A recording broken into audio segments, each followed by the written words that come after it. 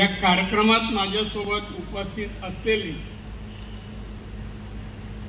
आज डॉक्टर बोलत नाही, मिळाल्यावर बोलतो, माझे मित्र सन्माननीय उदय सामंत उद्योग मंत्री, सन्माननीय श्रीयुत विलास पाटणेजी उपाध्यक्ष, श्रीयुत मुकुंदराव जोशी, सन्माननीय श्रीमती शिल्पाताई पटवर्धन, सन्माननीय श्रीयुत विजय साखळकर, सन्माननीय श्रीयुत सतीश शेवडे, सन्माननीय श्रीयुत राजेंद्र मलुस्ते, सन्माननीय श्री श्रीकांत दुर्गीकर, सन्माननीय श्री अनिल चव्हाण, सन्माननीय मकरंद साखळकर प्राचार्य गुप्ते कॉलेज, असलेले अन्य मान्यवर, त्या समोर बसलेले मान्यवर आहेत, काही पदाधिकारी माझे आहेत, काही शिक्षकही आहेत, प्राचार्य आहेत. आनंदाचा क्षण आहे संस्थी आणि आमच्या सर्वांसाठी. एक संस्था 100 वर्ष पूर्ण करणं हे कठीण काम आहे. मी अनेक संस्था अध्यक्ष, मी मेडिकल कॉलेज, हॉस्पिटल, इंजिनिअरिंग अनेक संस्था मी सुरू केल्या आणि चालवतोय. त्यामुळे संस्था चालवणं किती कठीण आहे हे मला माहिती आहे. असं असलं तरी आमच्या या रत्नागिरी एज्युकेशन सोसायटीने 100 वर्ष पूर्ण केली. त्यांचं अभिनंदन करतो आणि भावी वाटचालीसाठी शुभेच्छाही देतो. मी सगळ्यांची भाषणं अतिशय काळजीपूर्वक ऐकली. सगळ्यांनी संस्थेवर, संस्थापकांवर, संस्थापकांच्यानंतर आलेल्या व्यक्तींवर, त्यांच्या कर्तृत्वावर आणि त्यांच्या योगदानावर विचार मांडले. त्यांची आठवण केली की त्यांचं योगदान या 100 वर्षाची शाळा पूर्ण वर्ष झाली त्यात किती योगदान आहे. आमचे सन्माननीय जांभेकर साहेब आणि यामध्ये कैलाशी बाबूराव जोशी, कैलासई सो मालतीताई जोशी यांचं योगदान ही संस्था सुरू करण्यामध्ये.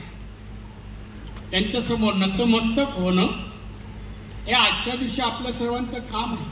अशा व्यक्ती जन्माला कोकणात येणं आणि शिक्षणासारखा विकासाचा आणि सर्व क्षेत्रात प्रगतीचा पाया आणि ज्ञान पुरवण्याचं काम त्याने इथून सुरू केलं.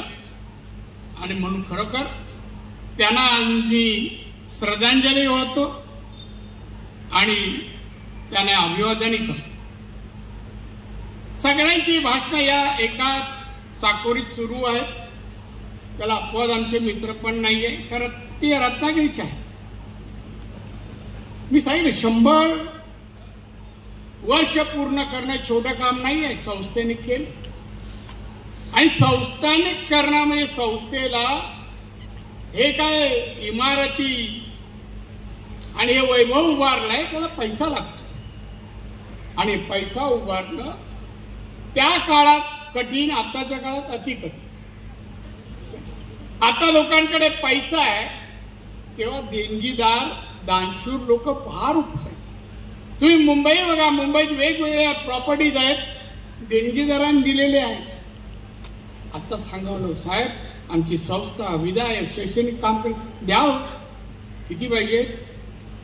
मग आपण जर 100 सांगितले 10 घेऊन जा. जसं बार्गेनिंग मार्केटमध्ये करतो तर देणगीमध्ये पण बार्गेनिंग काय वाटणे साहेब ते सुरू आहे. म्हणजे परिस्थिती किती बदलत चालली आहे बघा. फार बदलली 100 वर्षाचा काळ त्यापूर्वी आणि आज. पण तेव्हा धाडस केला, धाडसाचं कौतुक आहे. आपल्याकडे काही आहे नाही की हे न पाहता काही विचार न करता माझ्या या कोकणात त्या समाजाला शाळेची आवश्यकता आहे. 3 मुलं घरात घेऊन शिक्षण सुरू केलं. स्त्री शिक्षण केवढं धाडस आहे. काय त्यांना स्वप्न पडलं होतं का 100 वर्षांनी 15,000 विद्यार्थी होतील म्हणून? नाही. आत्मविश्वास, कर्तृत्वावर आत्मविश्वास. मला इथल्या शिक्षकांना सांगायचं आहे तुम्ही अभ्यासक्रम घेता त्यात आत्मविश्वास निर्माण करण्याचं साधन माध्यम काही नाही, तो आवश्यक आहे. आत्मविश्वास आणि त्या व्यक्तीला शिक्षणाचं महत्व. आज बघा तुम्ही किती दिवस तयारी करता महोत्सवाची, आणि तो महोत्सव आज शताब्दी महोत्सव सुरू आहे. हजारो लोकांना तुम्ही बोलवलंय. मी तुम्हाला विद्यार्थी का विचारले मॅडम? साहेब 2.5 लाखापर्यंत विद्यार्थी या संस्थेतून शिकून गेले. आज इथे कार्यक्रम सुरू आहे. अनेक विद्यार्थी आणि पालक उठतात जातात. काय चाललंय? महत्व कशाला द्यावं? घरच्या कामाला का लग्न कार्याला का शिक्षण क्षेत्राला, त्या संस्थेला प्रोत्साहित करणं. अहो आजची उपस्थिती या सर्वांना प्रेरित करणारी आहे, प्रोत्साहित करणारी आहे. हे बघा तुम्हाला आशीर्वाद हजारो लोकांनी येऊन दिले उपस्थिती मार्गाने. यांना वाटेल अजून चांगलं काम करा, दिवस रात्र काम केलं समाजासाठी, ते कमीच आहे असं वाटेल. आणि वाटण्यासाठी आपण थोडा थांबलो, ऐकलं तर काय झालं. पण नाही पाहतो अनेक ठिकाणी लोकांना रोखतो, नाही थांबा, जायचं नाही, पहा आणि ऐका, आत्मसात करा आणि कार्यान्वित करा. आवश्यक आहे समाजाला. पण ज्ञान कशासाठी आहे? ज्ञान ऐकायचं, आत्मसात करावं. समाजासाठी, आपल्यासाठी त्या ज्ञानाचा उपयोग करा, बुद्धीचा वापर करा. मेहनत परिश्रमाची जोड द्या आणि बुद्धीची त्याला जोड दिल्यास सर्व साध्य होते. आणि साध्य करणार. आणि म्हणून मी तुम्हाला या ठिकाणी सांगतो, या सर्व जणांना समाजामध्ये स्थान, हे मी सांगू, अतिशय शिक्षण क्षेत्रातली माणसं. शिक्षण हा धंदा नाही, नोकरी नाही, तो पेशा आहे. शिक्षण हा पेशा आहे. त्याचं पावित्र्य राखणं आपलं सर्वांचं काम आहे. शिक्षण क्षेत्रातली शिक्षक असो, प्राचार्य असो, संस्था चालक असो, पावित्र्य राखलं पाहिजे. कशी संस्था चालवा, मुलांना कसं 2.5 लाख मुलांना घडवायचं. मूर्तिकाने 5-10 मूर्त्या तयार करतात. त्याला म्हण वाह, मी काय मूर्ती गणरायाची घडवली. लोक पाहतात, कौतुक करतात कलेचं. तुमची कला आहे, शिक्षण देणे कला आहे, आर्ट आहे, ते तुम्ही दिलं, असंख्य घडले. उद्या आमचा म्हणाला, मलाही माझे विद्यार्थी इथला मला अभिमान आहे. माणूस घडल्यानंतर तो अभिमान म्हणतो. पण घडवण्याचं काम तुम्ही सर्वांनी केलंय, तुम्हाला त्याच्यापेक्षा 10 पटीने अभिमान असतोय. बघा या उदयला आम्ही घडवलं. उदय आज उद्योगमंत्री आहे महाराष्ट्राचा. मग त्या उदय आमच्या रत्नागिरीतला, आमच्या शाळेतला आम्ही शिकवला. त्याला हा अभिमान बाळगणं. काही लोकांना काही मत नाही, काय आलं त्याच्यात, काही झालं नाही. उदय मंत्रीपर्यंत पदापर्यंत पोहोचवण्यापर्यंत त्याला किती कष्ट घ्यावे लागले, कुटुंबाला किती लागले, समाजाला, पक्षाला, कार्यकर्त्यांना. ही साखळी जरा आठवावं. मग घमेंड एकाबद्दल, गर्व एकाबद्दल, अभिमान बाळगणं किती सोयीचं आहे हे कळतं. ते कळतं. आणि म्हणून मला असं वाटतं, आज मला आमंत्रण दिलं, प्रतीक्षेत होते आमची सगळी लोक, माझ्या पाठलाग करत होते. मी जिथे सकाळपासून कार्यक्रम घेतोय. साहेब या नांदेडला येणार, मी शब्द दिला म्हणजे येणार. आपलं एक शब्द दिला, काही झालं तरी नाही. खास विमानाने आलो. मी बोलो या रस्त्याने आलो ना, उद्या पालकमंत्री आहे त्याच्या हद्दीतला रस्ता आलो तर मी काय पोचणार नाही. म्हणजे आठवण करून दिली खड्ड्याची, हो दुसरं काय. आणि आलो याला महत्व. मी शिक्षण संस्था, मला काहीतरी बोलता येईल. कोणाशी हो? तुमचे आभार ऋण जे आहेत ते व्यक्त करावेत, कृतज्ञतेच्या भावाने करावेत. विद्यार्थ्यांना सत्कार का माणसाचा होतो? माणूस दिसतो कसा, गोरा गोमटा का, याच्यावर सत्कार नसतो. उंची लांबीवर नाही, गुणात्मक सत्कार असतो. तो त्याच्या गुणावर असतो, कर्तृत्वावर असतो. तो विद्यार्थ्यांच्या मनावर बिंबवणं हे तुमच्या सर्वांचं काम, हे तुमच्या सर्वांचं काम. नुसतं मी अभ्यासक्रम घेतला झाला, माझा अभ्यासक्रम पूर्ण झाला, मी आता एक पाठ घेऊन आलो कलेक्टर ऑफिसमधून सगळ्या अधिकाऱ्यांचा. मी त्यांना विचारलं तुमच्या विभागाला किती पैसे मिळाले. साहेब 163. आज तारीख किती आहे? 2 जानेवारी. किती खर्च केला? नाही साहेब काही कामं प्रगतीपथावर आहे. नाही या शब्दाचा अर्थ सांगा. प्रगतीपथावर म्हणजे 10%, 20%, 40%, 90%, किती टक्के काम झालं आम्ही समजायचं नाही सर. वेग उत्तर द्यायचं, वेळ मारून घ्यायचं असं काम सांगा ना. 80% झालं आत्मविश्वास. ते केलेलं नसतं त्या प्रगतीपथावरचा शब्द वेगळे. सगळे अधिकारी शिकले IAS आहेत. आपलं योगदान काय आहे? नोकरी करतो त्याला योगदान समाजाला द्यायचं आहे. महाराष्ट्र सरकारचा मध्ये नोकरी करतो, केंद्र सरकारमध्ये करतो. कोणासाठी? 140 कोटी लोकांसाठी आपलं काम आहे. महाराष्ट्राच्या अधिकाऱ्यांनी 14 कोटी लोकांसाठी काम करते, जाणीव ठेवला पाहिजे. पहिला प्रश्न मी त्यांना एक विचारला, तो इथेही मुद्दा शिक्षकांसाठी सांगतोय. मी कोणाला शिकवतोय? ग्रामीण भागातल्या विद्यार्थ्यांना शिकवतो. त्यांच्याकडे पाहिल्यानंतर त्यांच्या घरची अर्थव्यवस्था कळते आपल्याला. कशी जीवन जगत असतील, कोणत्या दर्जाचं जगत असतील, काय त्यांच्या घरचं दरडोई उत्पन्न असेल,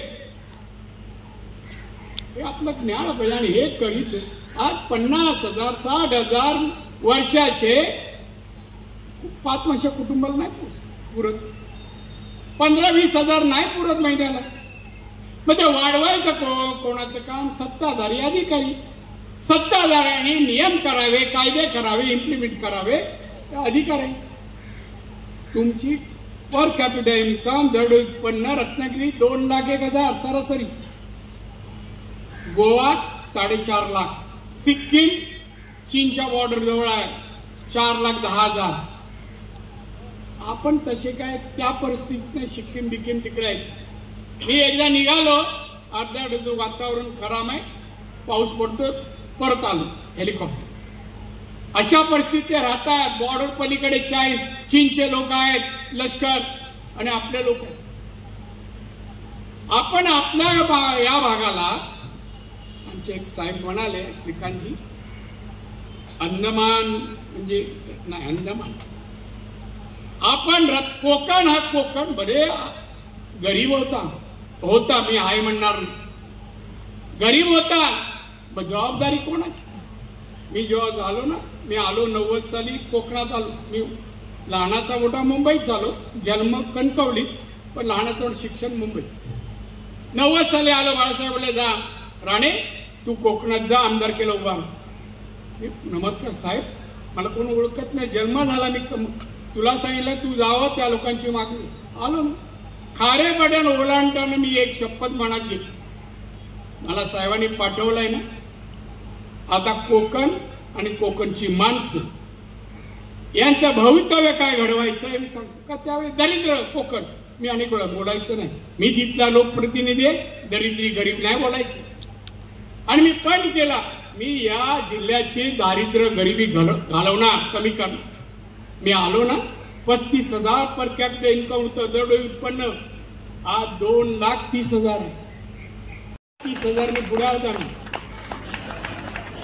एक मुख्य जिल्हा हा, आम्ही म्हणजे सिंधुदुर्ग, तरी आमचा पुढे बघा जाऊन. मी नाही, आम्ही रत्नागिरी पण केसाला करूया. अनेक व्यवसाय छोडे, कमीपणा नाही, अनेक सुरू केले. आज इथे होण्यासाठी त्याचं प्रबोधन, पर्यटन प्रबोधन करणं आवश्यक आहे. शिक्षण पार, शैक्षणिक पार, मॅडम सोपं नाहीये. जगातले जर विद्यार्थी यायचे असतील, इथलं इन्फ्रास्ट्रक्चर त्या दर्जाचं हवं, वातावरण शैक्षणिक हवं. हे शॉपिंग बिपिंग सगळं आहे ना, त्यांचं ग्राहकांशी बोलण्याची शैलीमध्ये बरं का. मी टाटा कन्सल्टन्सी करून पर्यटन सिंधुदुर्ग जिल्हा करायचा आहे ना, ते टाटाकडून मी अभ्यास करून घेतलं. काय केलं म्हणजे आमचं दरडोई उत्पन्न वाढेल, GDP वाढेल आणि आमची लोक समृद्ध सुखी होती. 850 पानाचा रिपोर्ट त्यांनी बनवून दिलाय. मी आज कलेक्टरना बोललो, तुमच्याकडे पाठवतो, वाचा. पर्यटन या माध्यमातून मी मोठमोठ्या हॉटेलचे स्टीवर्ड वेटरना सिंधुदुर्गात बोलवलं. एक हॉटेल बांधलं, त्याच्या ह्याच्यामध्ये केलं. मी बांधलं स्वतःवर, कोण इन्व्हेस्टमेंट करत नाही, आपण करू. आणि सगळे स्टॉल, छोटी हॉटेल मोठी हॉटेल, सगळ्यांना मॅनेजरना बोलवलं. मी बोललो पर्यटन जिल्हा केलाय मी, तुम्ही काय सहयोग देणार? नाही आम्ही साहेब मदत करणार. काय मदत करणार? मी बोललो तुमचे वेटर फॉरेन आले, असं लंडनवर कोण आले ना, जोडपं आले, कॉन्टिनेंटल ऑर्डर केली. एक तर तो करणार इंग्लिशमध्ये, आपल्याला कळत नाही. समजा एखाद्याला समजलं कॉन्टिनेंटल जेवण आपल्या कोकणात नाही, मसालेदार जेवण, सगळे गरम मसाले आपल्या एकाच पदार्थात असतात, आणि त्यांची जिभेवर ते सण होत नाही, ते उलट्याच करतील तोंडात. व्यवस्थित कॉन्टिनेंटल पण सुरू करा, हातात ग्लोव्ज घालायला शिकवा. काही पदार्थ देताना या बाटली फोडून द्या, त्यांच्या हातात पिणार नाही. हातात बाटली द्या, ते उघडतील मग पितील. ह्या सगळ्या गोष्टी आपण लोकांना प्रबोधन करणं, त्याची माहिती देणं, वातावरण तयार करणं. रत्नागिरी जिल्हे विकासाच्या मार्गावर, या मार्गावर प्रवचन लोकांची ठेवा, लोकांची ठेवायला पाहिजे. शिक्षक वर्गाने जायला पाहिजे. मी शनिवार शिक्षकांचा सिंधुदुर्गातला घ्यायचो, त्यांना विषय द्यायचो. ठीक आहे, गावात जा, पर्यटन म्हणजे काय, पण येणारा पर्यटक हा पर्यटक म्हणू नका, ती लक्ष्मी समजा. कर पैसे खर्च करतो. एक आठवडा परदेशी पर्यटक आपल्या कोकणात आता आला ना, तर किमान 5 लाख रुपये त्याला आठवड्याला लागतात. हॉटेल बिटेल जाणं फिरणं सगळं 5 लाख, म्हणजे 5 लाख इथे देऊन तो परत जातो. ते 5 लाख वेगळ्या मार्गाने आपल्या लोकांच्या खिशात जातात. असे 5 लाख पर्यटक आले तर, आता आला आकडा परवा 31 याला डिसेंबरला 4-5 लाख कोकणात पर्यटक आले. म्हणजे पर्यटन करणं, औद्योगिक करणं, शिक्षण पार्क करणं. मी सांगेन शिक्षक पार्क करा, आणि मी मागे लागणार त्यांच्या. मी मॅडमना प्रॉमिस केलं, मी आणि बोलूया शिक्षण पार्क करू. काही तज्ञांना आपण घेऊ वेगळ्या देशातल्या, आपल्या इकडच्या शिक्षक तज्ञ, आणि असा करू की देशात नाव होईल. देशातले विद्यार्थी, परदेशातले विद्यार्थी पुण्यात येतात, रत्नागिरीत का नको? पुण्यात येतात ना. आज पुण्यातले कॉलेज सगळे परदेशी पर्यटकांवर, परदेशी विद्यार्थ्यांवर चालतात.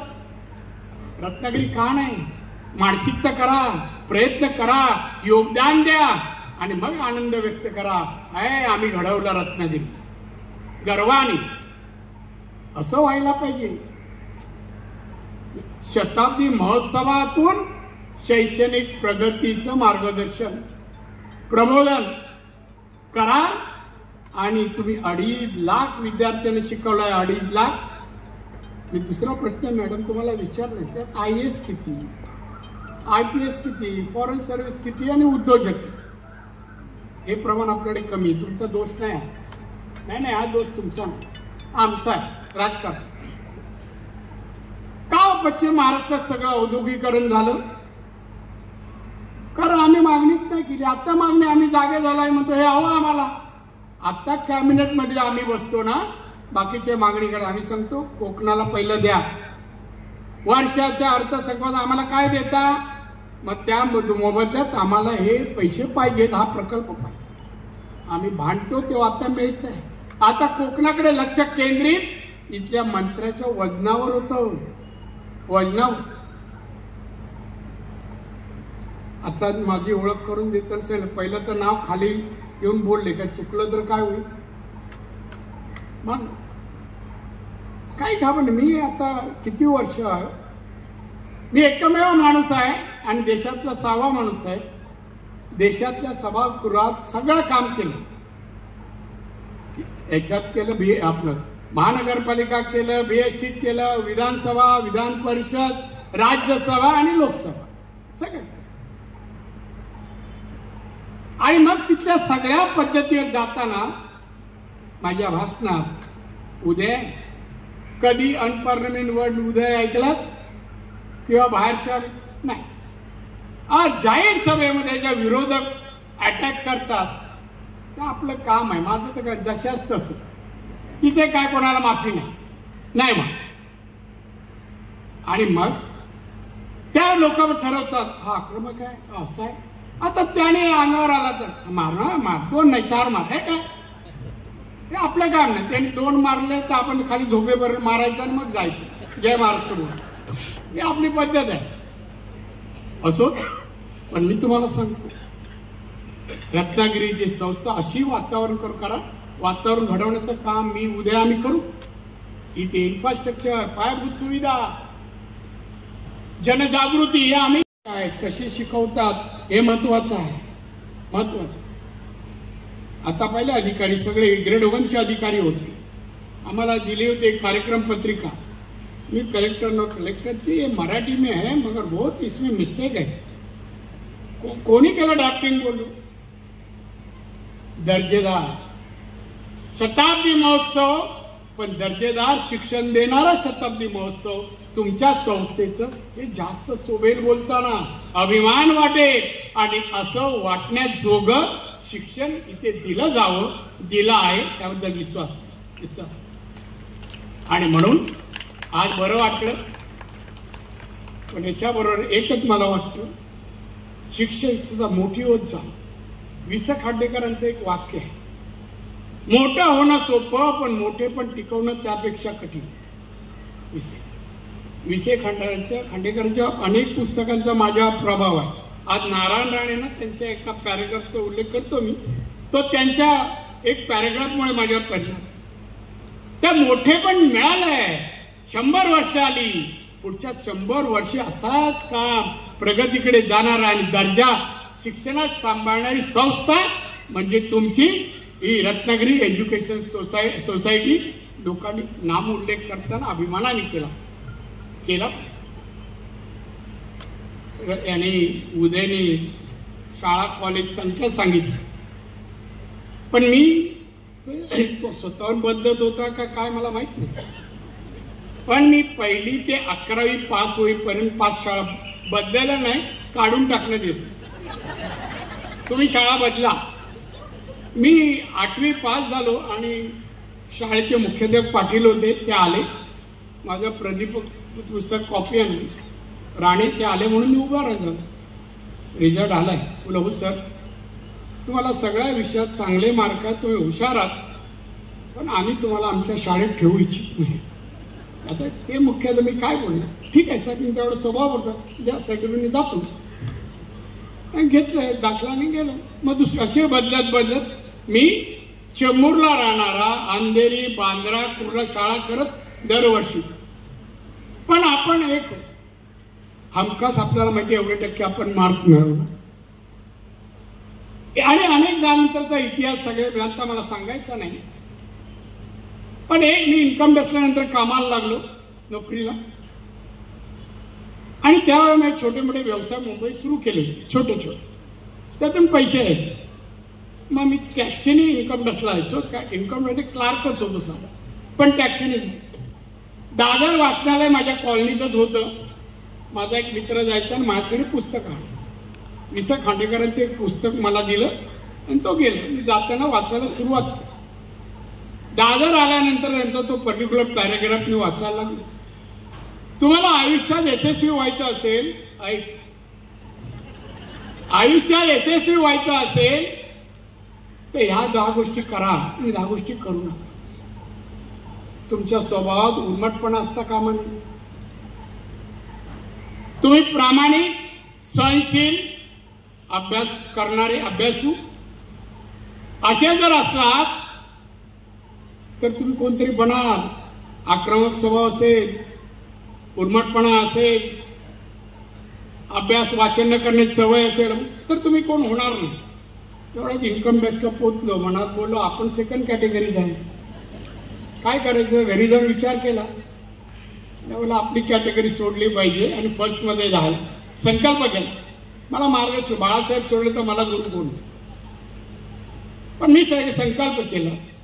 अगदी बोलण्याच्या शैलीपासून मराठीतील शब्दकोश वगैरे एवढं वाचन केलं. मी आत्ताही 3 तास वाचल्याशिवाय, ते माझं वाचण्याचा टाइम 12 ते 3, 250 ते 300 पानाचं पुस्तक वाचल्याशिवाय मी झोपत नाही. पण दौरा असला का झोपतो.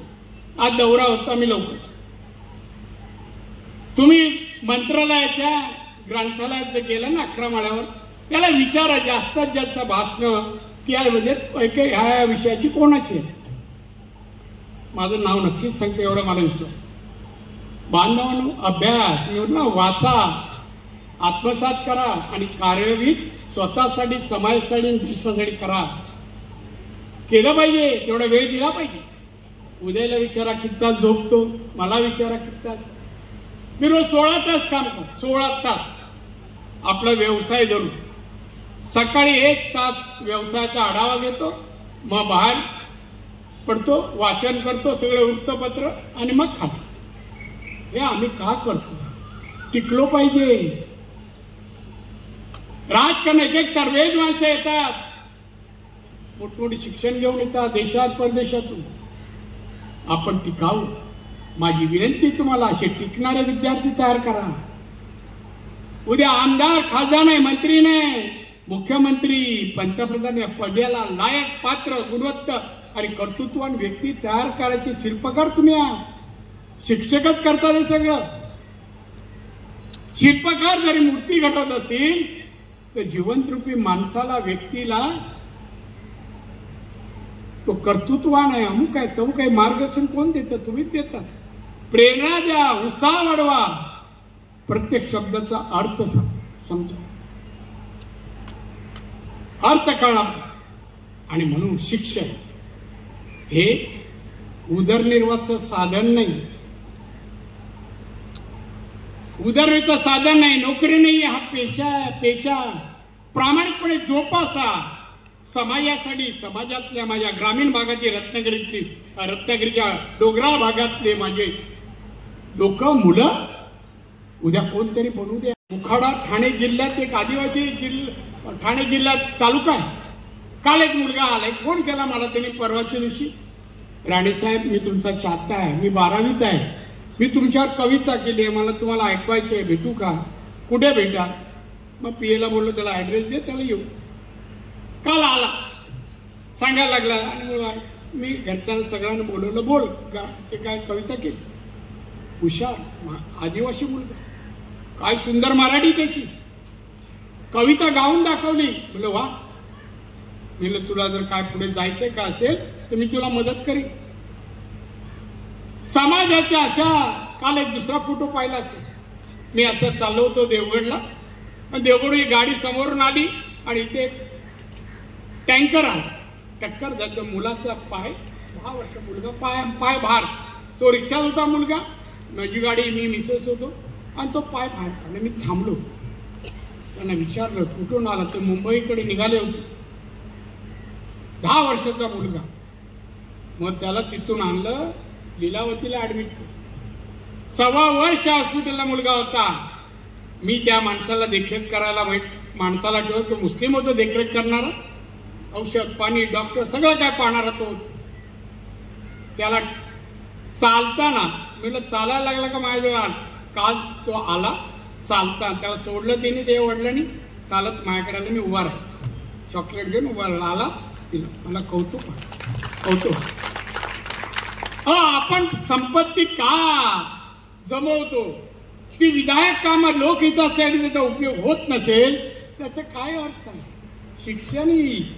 शिक्षण तुम्ही कोणाला काय पैसे देत नसाल, शिक्षण नकळत देणगीच आहे.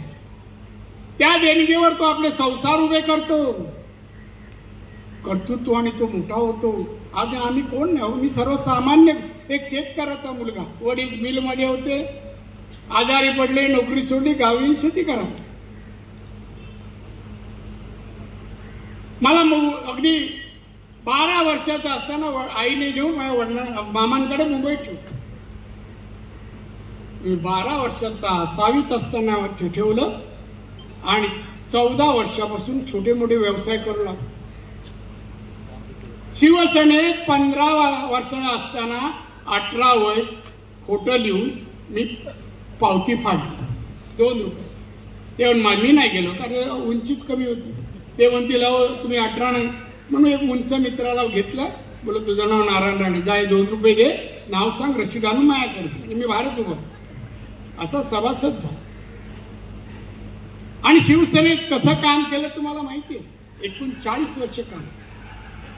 आज ही 11 पदं मिळाली ना विविध राजकारणातली, हे बाळासाहेब ठाकरे त्याचे खरे शिल्पकार.